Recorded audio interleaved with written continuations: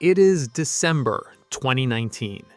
In the constellation of Orion, something is wrong. Betelgeuse, the red giant that marks the hunter's right shoulder, one of the 10 brightest stars in the night sky, a star visible to every human civilization that has ever looked up. It is getting darker. Not metaphorically, not gradually in the way stars age across millennia, measurably darker. Week by week, in real time. The dimming begins in October. By December, it is undeniable. By February 2020, Betelgeuse has lost more than 60% of its visible brightness. It has dropped out of the top 20 brightest stars in the sky. Observatories around the world swing toward it. Hubble, the very large telescope in Chile, radio arrays, infrared satellites. Every instrument we have that can be pointed at Orion is pointed at Orion. Because this is what a star looks like before it dies. This is what the textbooks describe. A massive star in the final phases of its life, becoming unstable, dimming, swelling, preparing to detonate in an explosion so violent it briefly outshines entire galaxies. Scientists had the cameras running. They had the data. They had a front row seat to the death of a star. And then it just didn't. By April 2020, Betelgeuse begins to brighten again. Slowly at first, then faster. By autumn, it is back to normal brightness. By 2021, it is behaving as if nothing happened. No explanation fits perfectly. No model predicted this. The most studied star in the history of stellar physics just did something no one has a name for. This is the story of what we found when we looked closer, and what it means that a star we thought we understood, a star we have been watching for centuries, turned out to be keeping secrets. To understand what Betelgeuse did in the winter of 2019, you need to understand what it was supposed to do. Stars are not eternal. They are engines running on borrowed time, and the debt always comes due. Betelgeuse formed roughly 10 million years ago from a collapsing cloud of gas and dust in the arm of the Milky Way we call home. 10 million years sounds ancient. On stellar timescales, it is nothing. Our own sun is 4.5 billion years old and barely middle-aged. Betelgeuse, by comparison, is a child who has already lived too fast and too bright, and is now facing the consequences. The reason is mass. Betelgeuse is approximately 15 to 20 times more massive than our sun. And in the physics of stellar life, mass is destiny. The more massive the star, the hotter it burns, the faster it exhausts its fuel, and the more violent its death. At its core, every star is a negotiation between two forces. Gravity wants to collapse the star inward. The energy released by nuclear fusion pushes back outward. For most of a star's life, these forces hold each other in balance. A truce maintained across billions of years, written in plasma and pressure. But the fuel changes. A star like Betelgeuse begins by fusing hydrogen into helium. When the hydrogen runs low, it starts fusing helium into carbon and magnesium, then carbon into neon and magnesium, then neon into oxygen, then oxygen into silicon. Each stage burns hotter and faster than the last. Each stage produces an ash that becomes the fuel for the next reaction. The star is eating itself, working inward, building nested shells of burning material around the growing inert core, until it reaches iron. Iron is not just another ash. Iron is where the process stops being a fire and becomes something worse. Every element before iron releases energy when fused. The star spends that energy to hold itself up. Iron is different. Fusing iron consumes energy. It is a fire extinguisher dropped into the core of a burning building. The star tries to keep spending, reaches into the account, and finds nothing there. What happens next takes less than a second. The iron core, A sphere roughly the size of a city, containing more mass than our entire sun, collapses, not slowly. At roughly a quarter of the speed of light, the core implodes.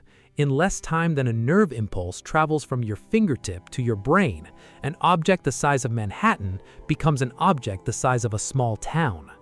And the infalling outer layers, billions of kilometers of stellar material, rebound off it in a shockwave of energy that tears the star apart. The result is a core collapse supernova, an explosion that releases more energy in that single second than our sun will emit across its entire 10 billion year lifetime. This is not a theory, it is a mechanism, derived from first principles, confirmed by observation, encoded in every major astrophysics textbook on the planet. And Betelgeuse, every model agreed, was close. Astronomers have been measuring this star for a century. Edward Hubble, before the expanding universe, before the galaxies, was taking brightness measurements of Betelgeuse in the 1920s. By the time the 21st century arrived, the dataset was extraordinary. Decades of temperature readings, pulsation cycles, radius estimates, chemical compositions derived from spectral lines as individual as fingerprints. The consensus picture was clear. Betelgeuse had stopped fusing hydrogen in its core long ago. It had moved off the main sequence, the stable, middle-aged band of stellar life, and become a red supergiant. Its outer layers puffed to a radius so vast that if you placed it at the center of our solar system, it would swallow Mercury, Venus, Earth, and Mars. Its surface would extend past the orbit of Jupiter.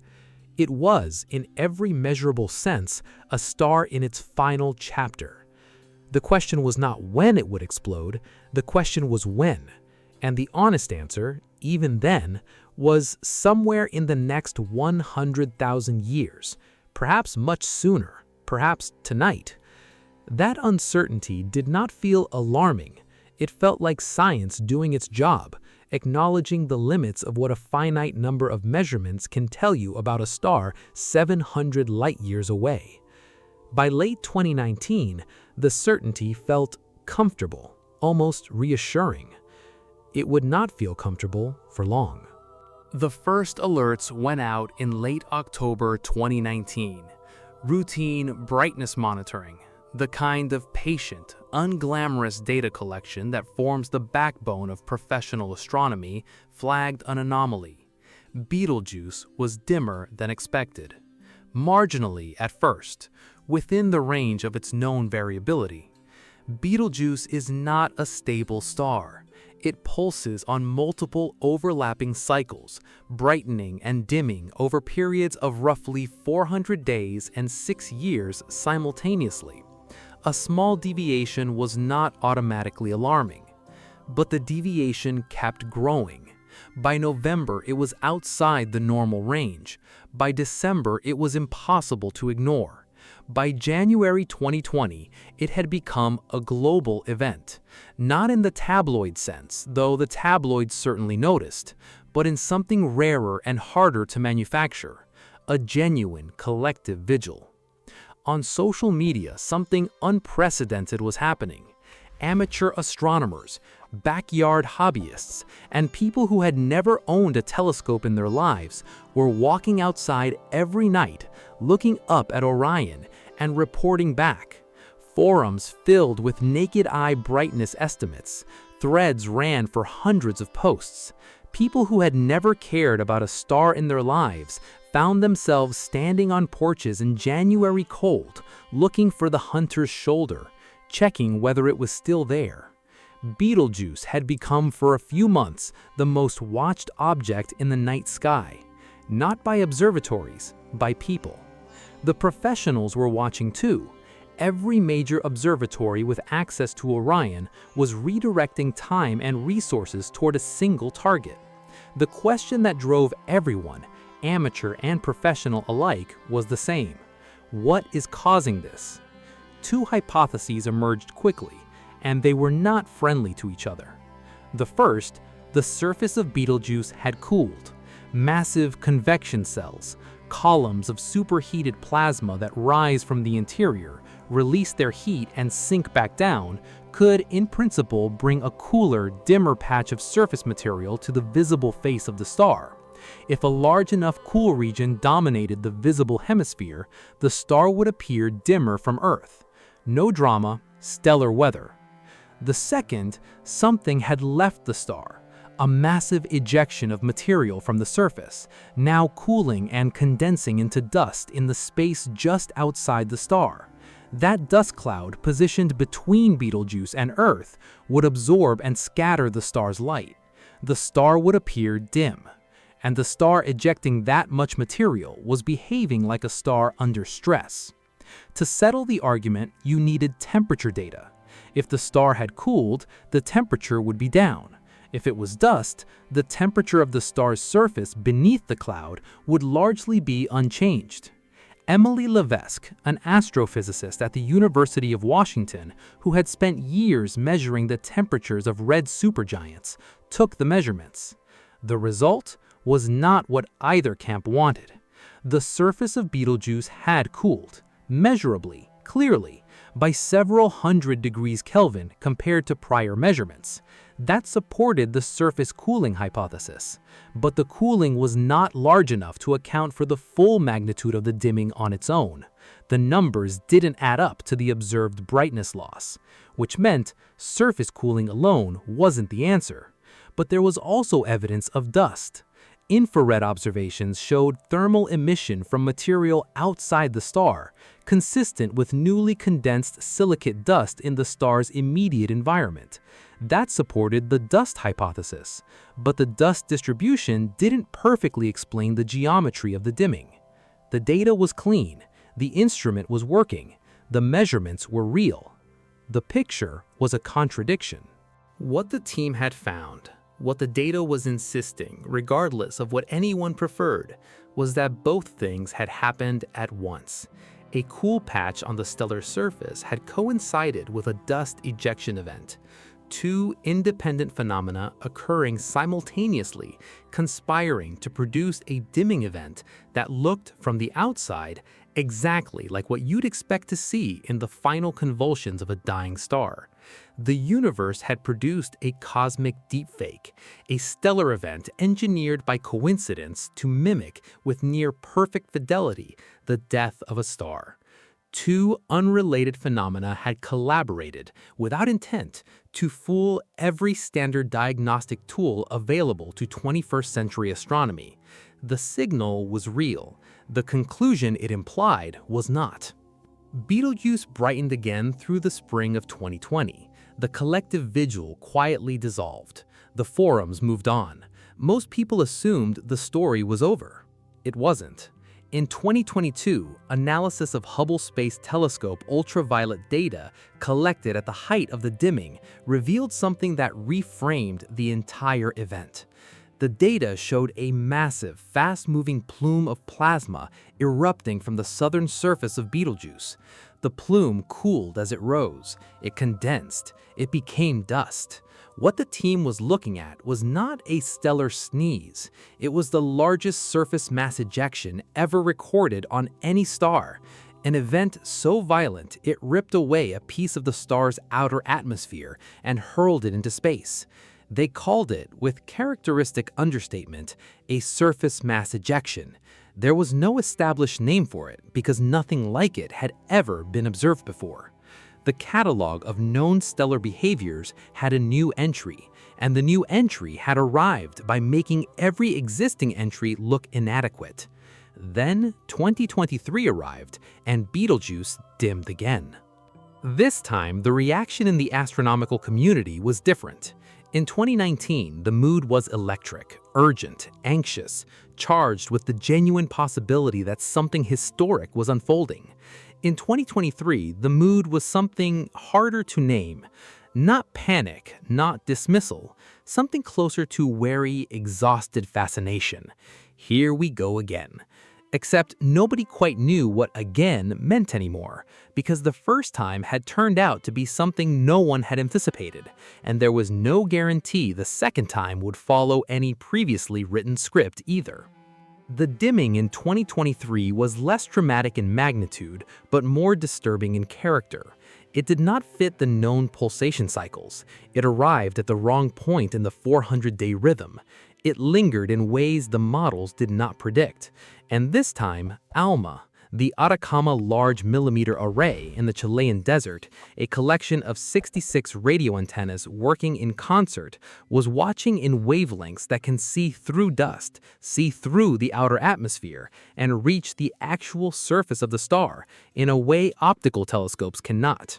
What ALMA saw was a surface in upheaval, convection cells of unprecedented scale, asymmetric, churning, the star's southern hemisphere behaving differently from its northern. This was not a uniform, well-modeled pulsation. This was something more chaotic, more structural, something the instruments were seeing clearly and the models were failing to explain. The Hertzsprung-Russell diagram, the chart that maps every star's temperature against its luminosity and traces evolutionary paths from birth to death, Betelgeuse is somewhere in that branch. Exactly where, whether it's 10,000 years from death or 100, or whether some internal threshold has already been crossed, the diagram cannot tell us. There are stars in the Milky Way that likely exploded years or centuries ago, whose light simply hasn't reached us yet. There are stars we are watching right now that will never explode, that will shed their outer layers gently and become white dwarfs, their mass just below the threshold for catastrophe.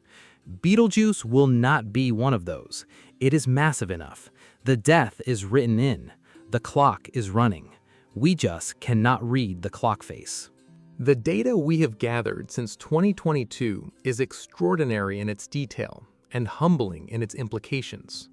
The James Webb Space Telescope has observed Betelgeuse in infrared wavelengths with a clarity no previous instrument could achieve, mapping the distribution of material in its immediate environment, the shells of gas and dust ejected over thousands of years of stellar wind, each one a record of a previous violent outburst, a geological core sample of the star's temperament across millennia. The picture they reveal is not the picture of a stable, slowly dying star.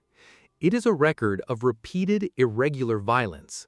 Surface mass ejections like the 2019 event are not anomalies. They appear to have been happening at varying scales for a very long time. The convection cells that ALMA has mapped on the star's surface are not like anything in the solar models built around our own sun. On the sun, convection cells, the granules visible on its surface, are roughly 1,000 kilometers across.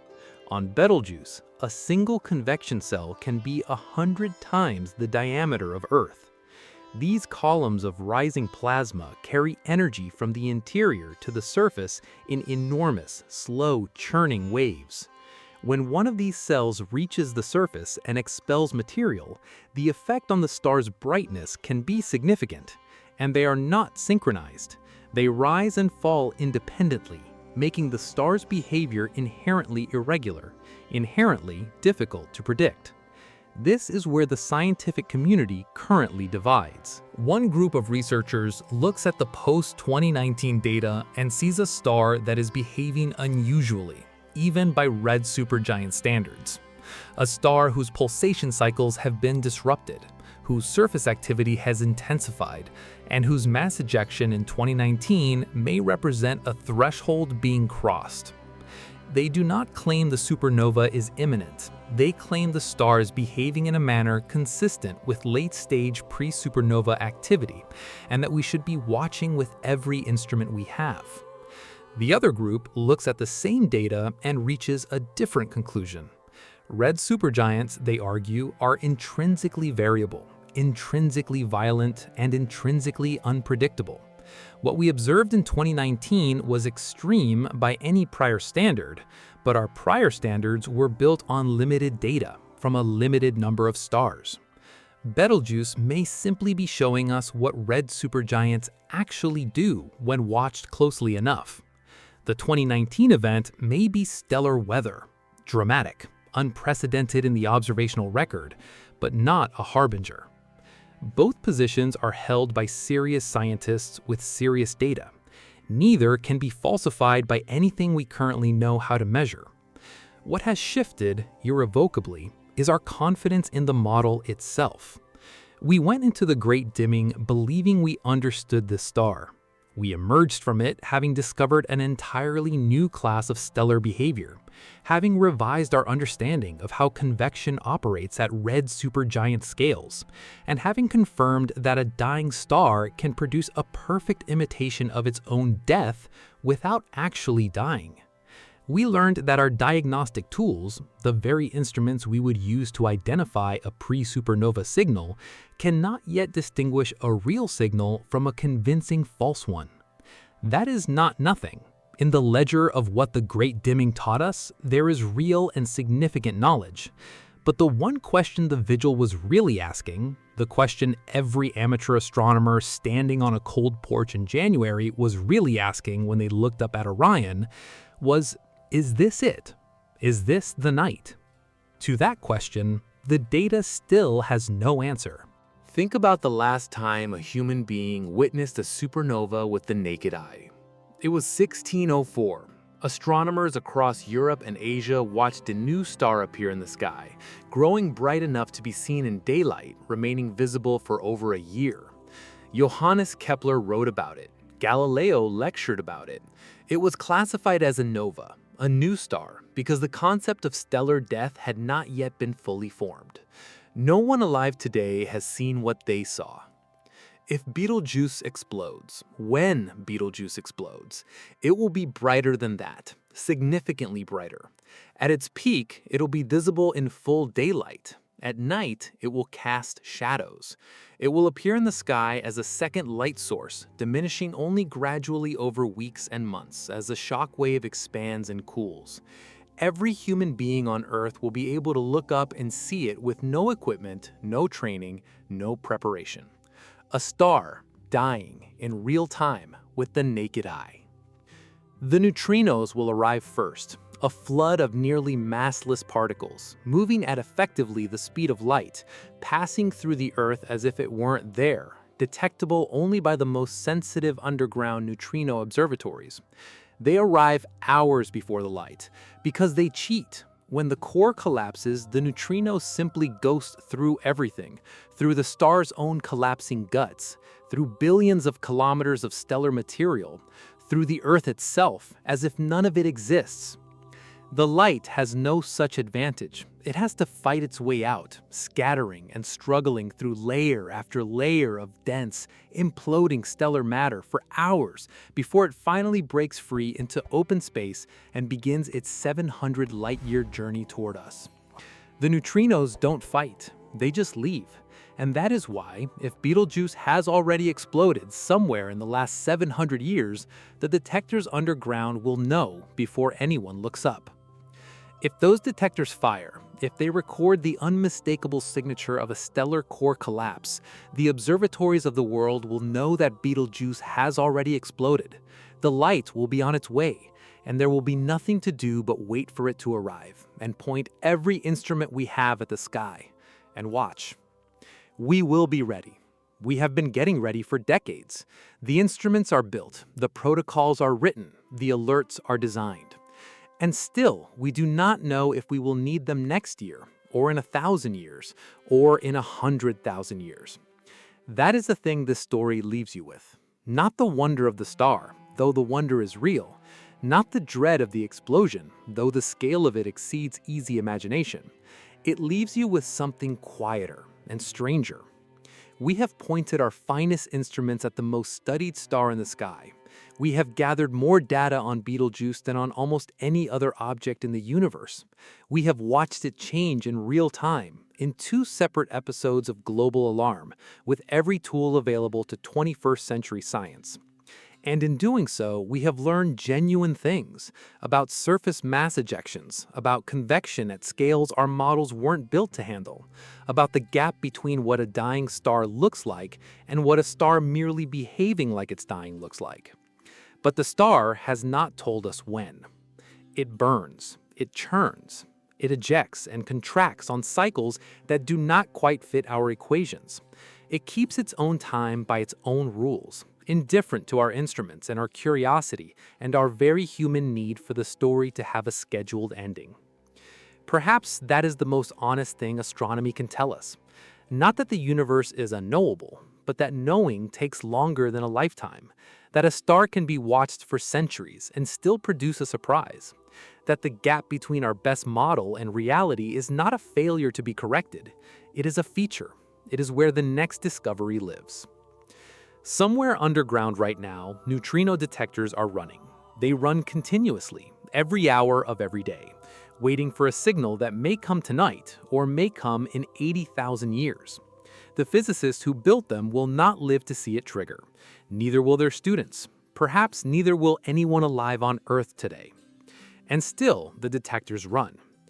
Betelgeuse is still up there tonight, burning, waiting, in the way that stars wait, without intention, without awareness, without any knowledge that something small and briefly alive on a pale blue dot has been watching it and wondering and building better telescopes to watch it again tomorrow.